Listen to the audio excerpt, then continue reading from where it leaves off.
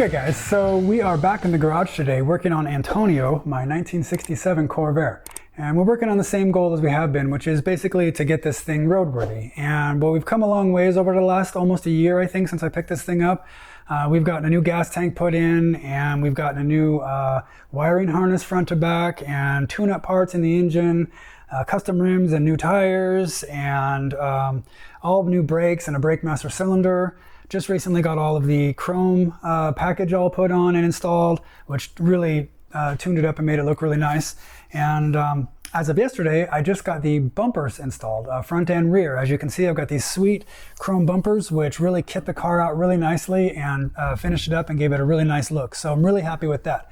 Now, if you remember from previously, this car came with chrome bumpers, but it didn't come with any of the mounting hardware to mount them. Body mounts, bumper mounts, bolts, nuts, all that jazz. Didn't come with any of that. So I looked up my good buddy Steve Morton over at Morton's Classic Corvair, and he was able to hook me up with all of the mounts and bolts and nuts that I need that would come standard on a late model Corvair. And they all installed perfectly and great, and it just turned out wonderfully. I was super happy with it. So now I've been getting parts from Steve for probably about 3 years now. I have 3 Corvairs, so you can imagine I'm after parts quite a bit. And Steve has always got what I need and has always been there for me. He's a genius when it comes to Corvairs and Corvair parts, and he just kind of always have what I need, and his prices are competitive. So I will leave a link in the description to how to get a hold of him. And if you're in the market for some Corvair parts, I highly suggest looking him up and seeing if he can help you out as well. Okay, so my goal for today is to see if I can't start to tackle some of the leaks that this car has. I've got a transmission leak and I got an oil leak. And so about 3 weeks ago, I crawled under the car and I wiped the entire underside of the motor and transmission area all down, got it all clean so that I would have a good shot at being able to see by now, a couple weeks later, what exactly is leaking. So my goal now is to get this bad boy up on the quick jacks, and we'll get under there together and kind of take a look around and see if we can't figure out exactly what is leaking and get a game plan on how we are going to go about fixing it. So let's get started and we'll get it fixed up.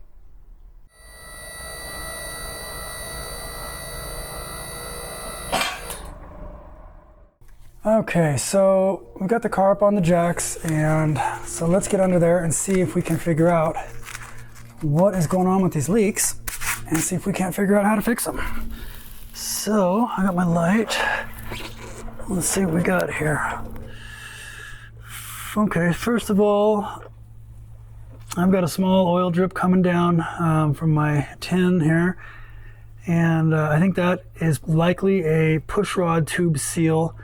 When I drive the car, I get this sizzling sound of burning oil that's dripping down onto the exhaust manifold. So that's a problem for another day, but for now, not dripping on the ground, so not really my main problem.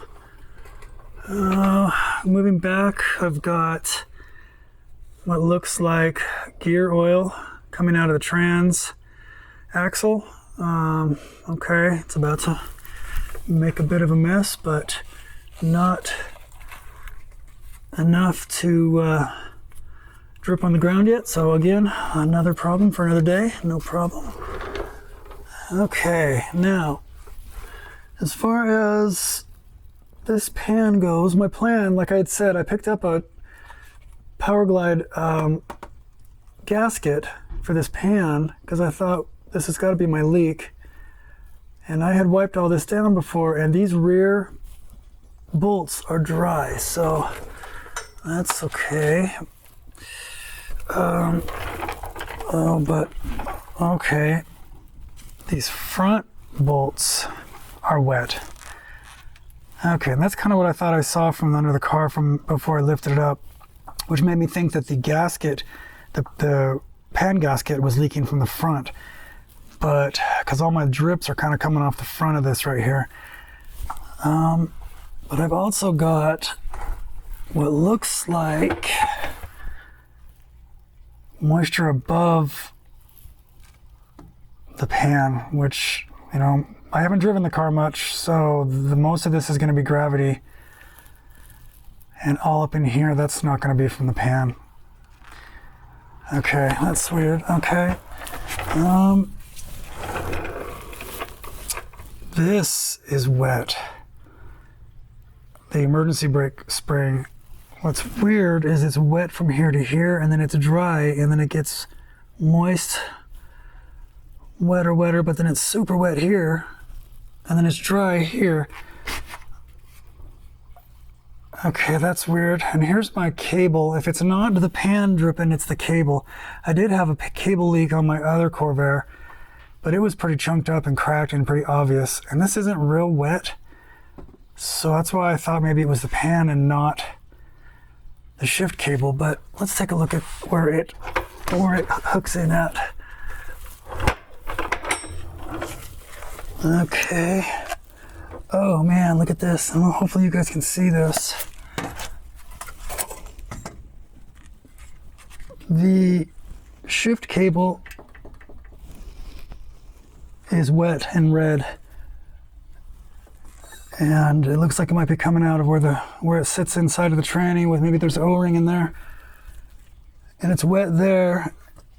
And then, oh, this is interesting. Okay, the pan gasket and the pan is dry in the back and wet in the front, and it seems to get wet about right in here, and then it's super wet in the front.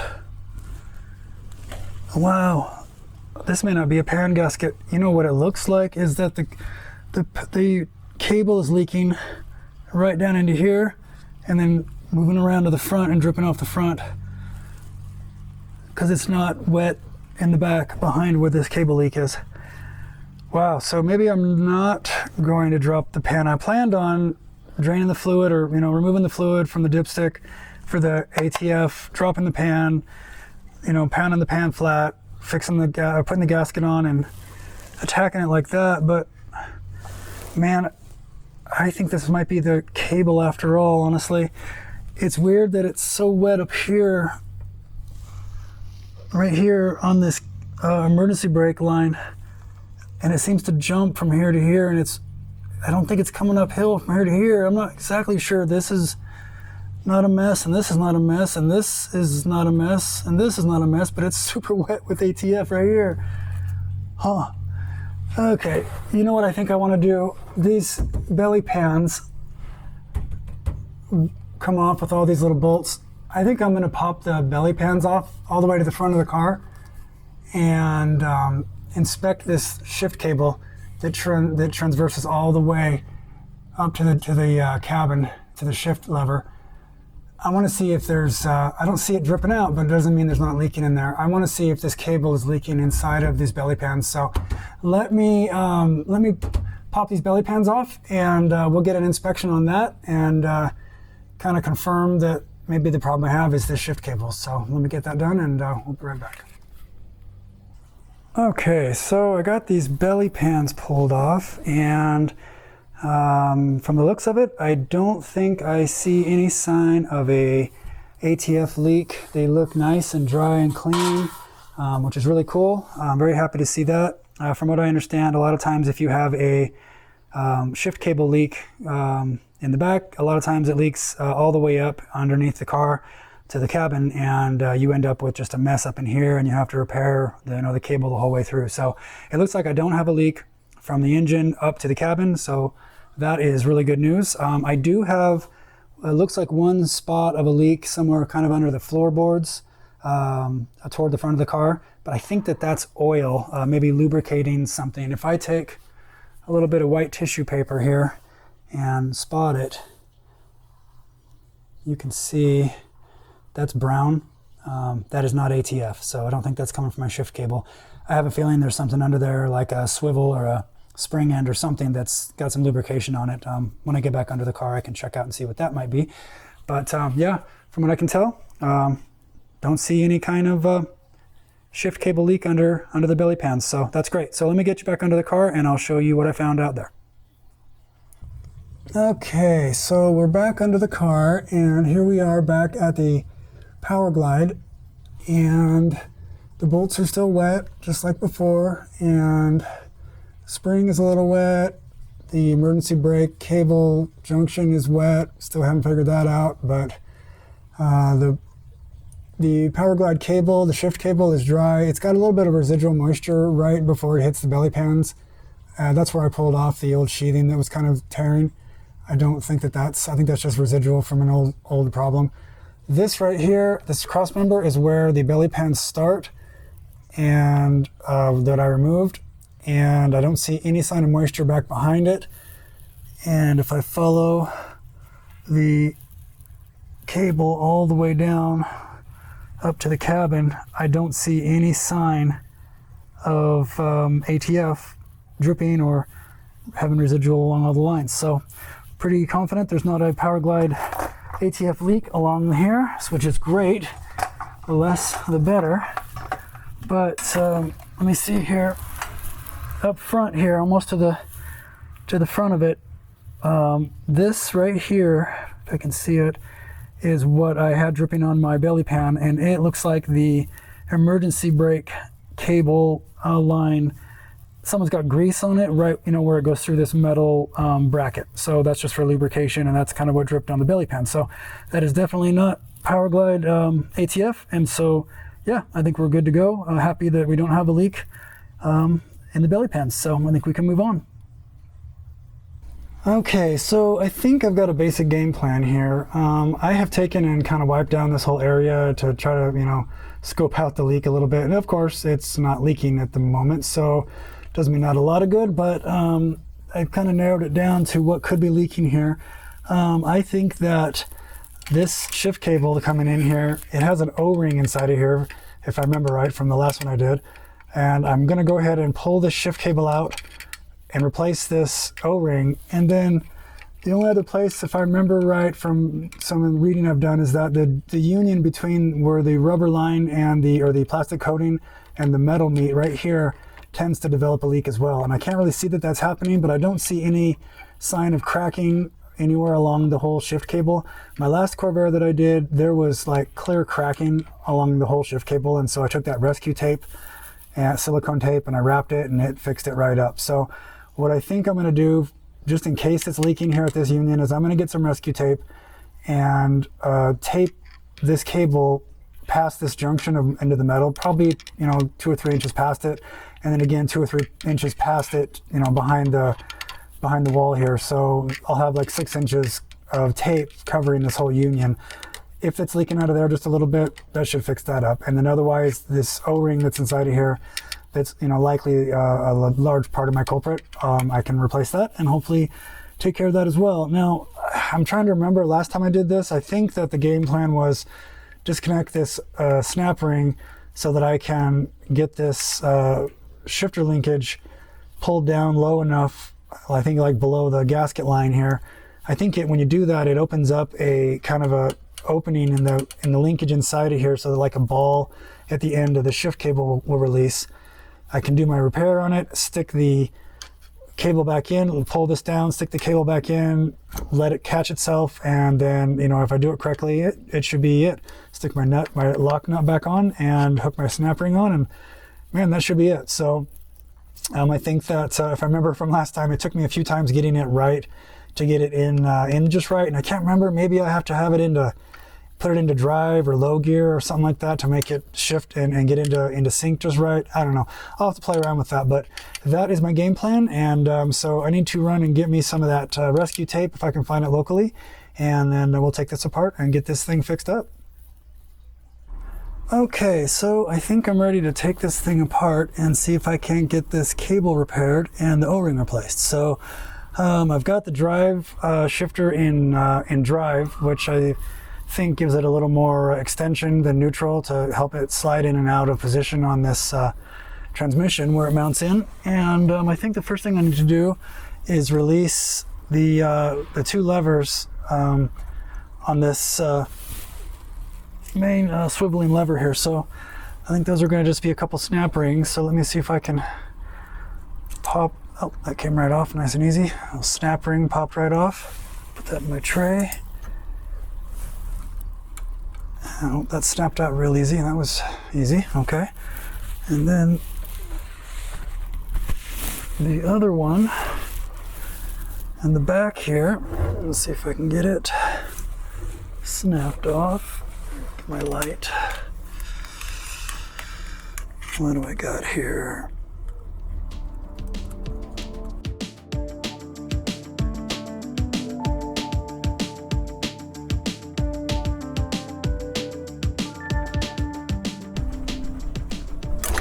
Okay, there we go. Got a washer, and I've got a snap ring. Oh, there it is. She done snapped off. Okay, good. Those are in the tray. That, hey, look at that, it's free. Okay, so now I am free here. That's perfect. Okay, good. Next, don't need the light. Okay. The next order of business is going to be, I believe, loosening this retaining nut that holds the cable into the transmission. So let me, I think I have the right size socket for that. Yes, good. Okay, perfect. It's not tight.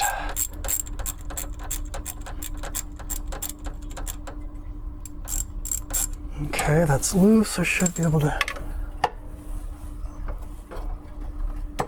pop it out of there. Oh yeah. Okay, so there's the nut, or the screw, bolt, and washer. Go that in the tray. Okay, what does that leave me here?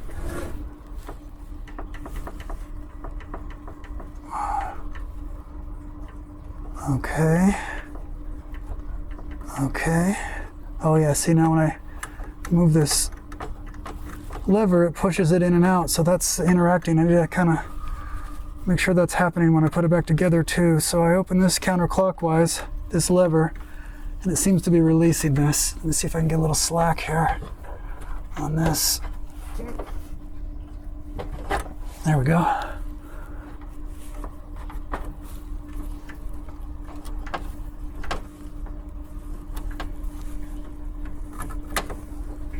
I need more slack.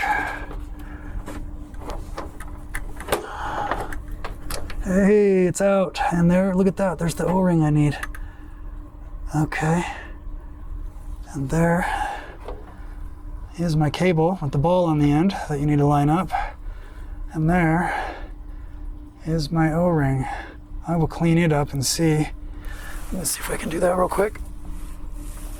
It feels like it's intact. It doesn't feel broken or ripped in half, so that's good, I guess. But I'm looking for a reason for this leak. And that isn't screaming leak. Let's see what this looks like here. That actually looks pretty good. Don't see anything wrong with that, so I might be able to reuse that. We'll see. Okay, I'll put that in the tray. And then this just needs to get some slack pulled out of it and pulled out to underneath the car so that I can wrap it in tape. So let me get that pulled out of there in a position where we can look at it and clean it up and wrap it in tape and get you guys where you can see it, and we'll move on. Okay, so I've got my cable all pulled out so I can work on it a little better and pretty well cleaned up. I took and cleaned up everything from the cross member where this cable goes through the hole in it and all the way over to the where the cable inserts into the transmission to try to keep gunk out of the system. I'm going to take my little soap and water bottle and just give it one final little wipe down here to make sure that my rescue tape is going to stick well. Make sure I don't have any gunk on this cable. Give it my best chance at success here. So, feels nice and clean. It looks pretty good. Okay, now I've got my rescue tape. This is a silicone-based self-fusing tape. It's not sticky, but it fuses to itself and stops leaks. So this should do a bang-up job with this. I'm just going to go 4 or 5 inches above the joint and then cover up over the metal so that we hopefully, my hope is that the leak I've got is happening at the union between the cable and the metal joint right here. I think that's a common problem with these, so from what I understand. Hopefully if I cover that up, we will put a stop to this leak situation. So here we go.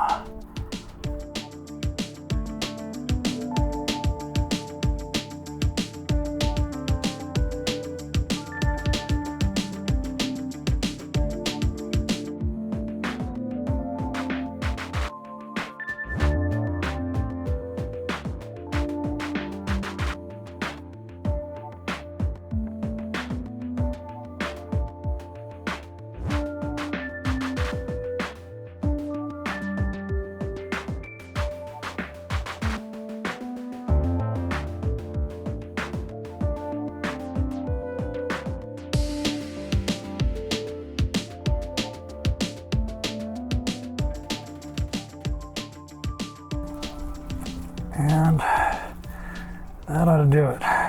So if I can now manage to cut this loose.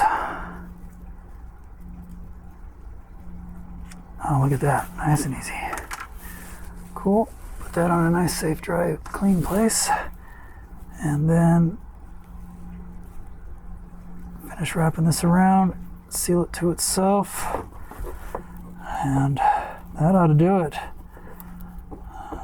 It sticks really nice, feels really good, and that's it. That ought to take care of the leak there, if there was one there. If there wasn't, if I go through all this and it wasn't the union and it's not the O-ring, then it's the pan. And so, you know, we just take them out one at a time until we can figure out exactly what's going on. But I'm pretty sure that this was the deal. So that's it. That's wrapped. That's been rebuilt, I guess you might say. And so I will get this thing fed back through the hole, back into position, and we will move forward with getting it reinserted back into the transmission.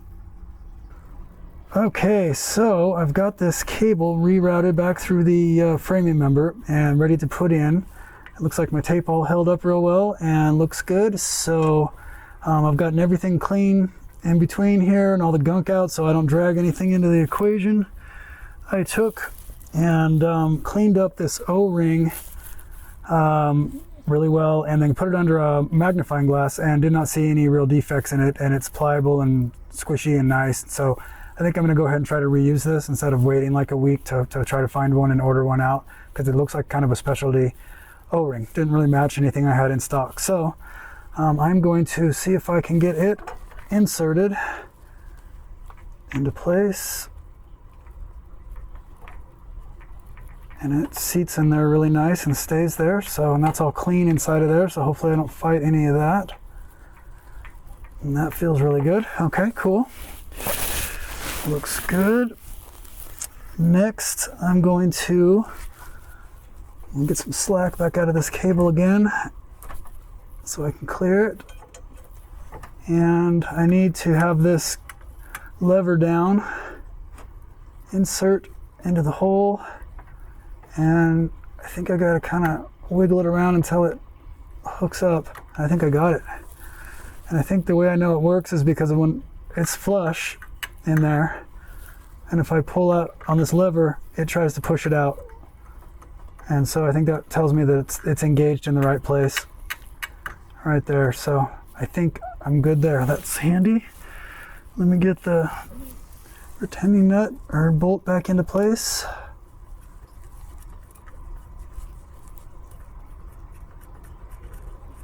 That's going in nice. That's good. Let me get my ratchet on it.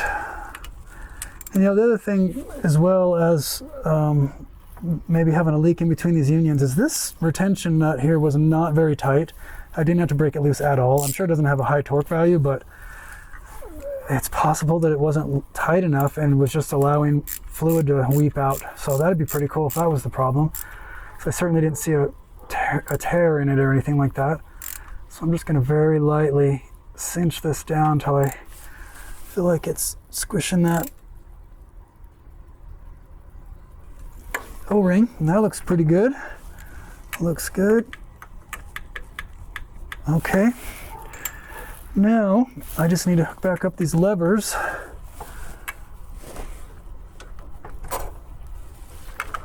Through the holes. Let's see if I can do this.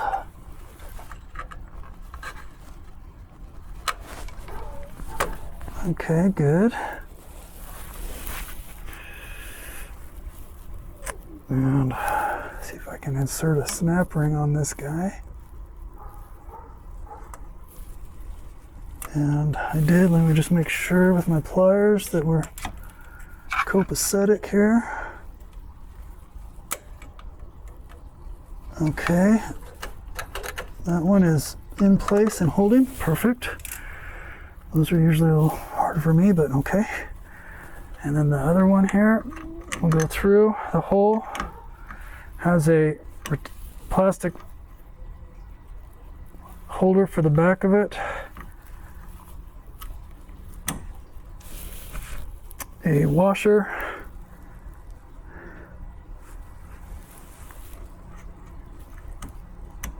and the retainer spring, which I'm probably gonna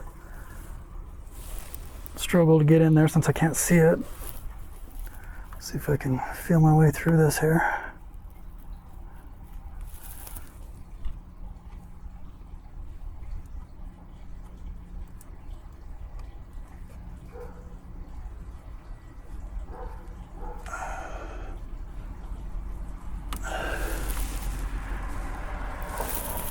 See if I can get it with the pliers.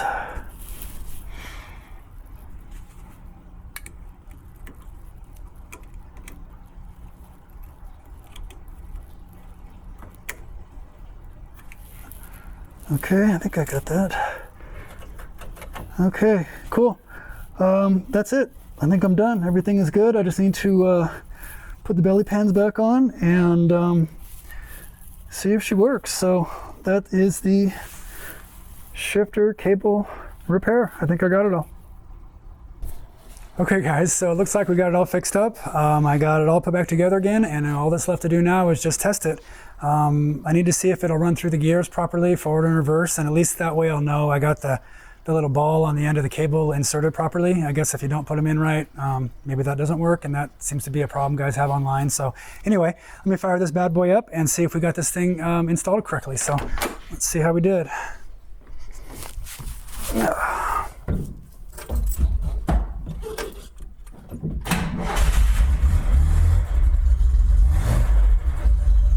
Okay, neutral is good. Reverse is good. Back to neutral, good. Drive, yeah boy. Neutral and low. All right, back to neutral, yes. All right, we did it. Well, I guess that means at least I got the cable put in right, so awesome. Man, this worked out well. So hopefully we got the leak all fixed up. We won't know that, until I drive it a little bit and then park it and let it settle and see if it leaks. But if it still leaks, then either I've done something wrong today, which I'll figure out, or my next plan of attack will just be probably the pan gasket on the Power Glide. Get a new gasket in there and retorque the bolts and flatten the gasket or flatten the pan and all that jazz. So we'll see if it leaks. Hopefully it doesn't. If it doesn't leak, then we can move on to the next thing on the list, which is probably the oil leak, or working on the fuel system conversion, or there's all kinds of fun things we can do on this car. So we are still working toward the goal of making it roadworthy, and this is just one step closer to that goal. So thanks for coming along and watching, and please don't forget to comment, like, and subscribe. We'll see you next time.